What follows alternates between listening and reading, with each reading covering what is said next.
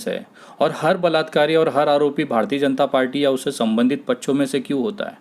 सबसे बड़ा सवाल तो यहाँ निकल के आता है कि आखिर ये भाजपा ही क्यों, ये जो भाजपा के समर्थन करने वाले ही क्यों बलात्कार और ये चीज़ें कर रहे हैं, और ये एक तरह से अपने आप को बेटी बचाओ बेटी पढ़ाओ का एक नारा दे के चल रहे हैं।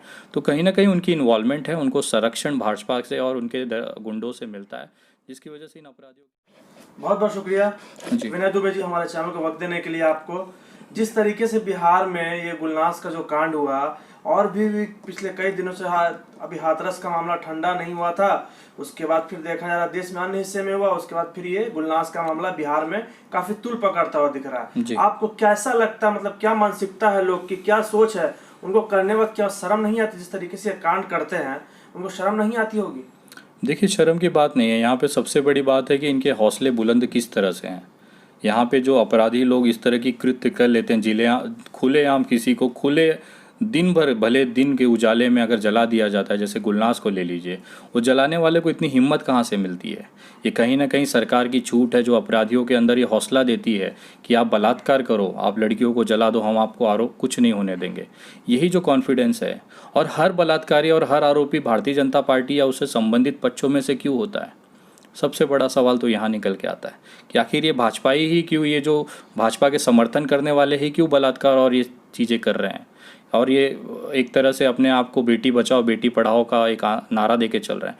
तो कहीं ना कहीं उनकी इन्वॉल्वमेंट है, उनको संरक्षण भाजपा से और उनके गुंडों से मिलता है, जिसकी वजह से इन अपराधियों की हिम्मत बढ़ती है। आप सोचिए, जो अन्य राज्य हैं जो भाजपा में नहीं है, वहाँ पे इस सारी चीज़ें क्यों नहीं होती हैं? ये हाथरस में ही क्यों होता है, ये बिहार में ही क्यों होता है? क्योंकि उसके कहीं ना कहीं कारण ये सत्ता पक्ष है। नीतीश बाबू सुशासन बाबू के नाम से जाने जाते हैं, फिर से वो बिहार के मुख्यमंत्री बने, कैसे बने, क्या बने, बिहार में किस तरीके से सत्ता में वो आए? आपको क्या लगता है कि सरकार ज़्यादा दिन चल पाएगी? देखिए, सरकार चले ना चले वो अलग मसला है। जनता ने जो भी जनादेश दिया है उसका स्वागत होना चाहिए, कोई दिक्कत नहीं है उसमें। एक संविधानिक और एक लोकतांत्रिक देश है, सबका स्वागत है। रही बात इस तरह की जो घटनाएं होती हैं लड़कियों के साथ में, मैं कल गुलनास के घर पे गया था, वहाँ पे उनकी स्थिति देखने के बाद कहीं ना कहीं मुझे ये महसूस हुआ कि मुझे नीतीश कुमार के मुंह पे थूकना चाहिए। सातवीं बार वो मुख्यमंत्री बने हैं। भारत के इतिहास में शायद ही ऐसा पहली बार हुआ है कि कोई व्यक्ति 7 बार मुख्यमंत्री बना है, और उसके बावजूद भी अगर उसके राज्य की ये स्थिति है तो मुझे लगता है इनसे नकारा और हारा हुआ मुख्यमंत्री इस देश में वो मिल ही नहीं सकता है। आप 7 नहीं 70 बार भी बन गए ना, तो आपकी औकात नहीं है कि वो सम्मान आप हासिल कर सको। लोगों को तोड़ जोड़ के आप सत्ता में तो आ सकते हैं, लेकिन अपनी घर की बहन बेटियों को आप बचा नहीं सकते। तो आपकी मर्दानगी और आपकी जो औकात है वो देश देख रहा है। तो कहीं ना कहीं वो हारे हुए हैं, और जिस तरह से उनका अंतिम समय चल रहा है राजनीतिक तौर पे, बहुत जल्द ख़त्म भी हो जाएंगे राजनीतिक तौर पे वो, और हमेशा काले धब्बे के तौर पे उन्हें जाना जाएगा देश के अंदर। आप वहाँ गए थे गुलनास के घर पे, आप पिछले दिनों आप गुलनास के घर गए, उनके परिवार से आप मिले जी। तो प्रशासन का रवैया कैसा रहा था उनके परिवार के प्रति? देखिए, जैसा हर राज्यों में होता है, हाथरस में अपराधियों को बचाने की कोशिश की गई, यहाँ पे भी तो बहुत ज़्यादा तरीके से पुलिस पूरी तरह से खुलेआम अपराधियों को मदद कर रही है। मैं खुला आरोप लगा रहा हूँ, क्योंकि वहाँ पे ना लोगों को मिलने दिया जा रहा है, न फरियादी जो उसकी माँ है उसकी बात सुनी जा रही है। उसकी माँ लगातार कह रही है कि प्रमोद राय अस्पताल ले गया और किरण यादव ने पैसे खा के उसको मरने छोड़ दिया। उस पर एफआईआर ले लीजिए, इस पर एफआईआर नहीं हो रही है। सबसे बड़ा सबूत यह है कि 308 306 में घटना दर्ज की गई थी एफआईआर, लड़की की मौत के बाद उसे 302 में कन्वर्ट नहीं किया गया अभी तक। घटना हुए 4 दिन होने आ गया, लेकिन पुलिस को इतनी फुर्सत नहीं है कि एक मरी हुई लड़की का जो दफ़ा लगता है 302 हत्या का, वो नहीं लगाया है। वो कहीं ना कहीं अपराधियों को बचाने का प्रयास कर रही है। एक तरीके से जो लव जिहाद का जो एंगल जो जोड़ा जाता था कि मुस्लिम मर्द जो होते हैं वो हिंदू महिला फंसा के लव जिहाद का मैटर, जो सोशल जो मीडिया जो है, कहा जाए देश की मीडिया इस मुद्दे को क्यों उजागर तो नहीं कर पा रही है, इस टाइप के मुद्दे को? भैया देखिए, करने वाले भी तो वही है ना। आप ये लव जिहाद कौन लाया है, ये वो शब्द ही कौन लाया है? ये भाजपा ही लेके आए हैं। लेकिन उनको गुलनास का केस नहीं दिखेगा, क्योंकि जलाने वाला एक हिंदू परिवार से था। ये लव जिहाद नहीं होता है। लव जिहाद तब होता है जब मुस्लिम लड़की को फंसाया जाए, या इस तरह की चीज़, हिंदू लड़की को फंसाया जाए मुसलमान द्वारा।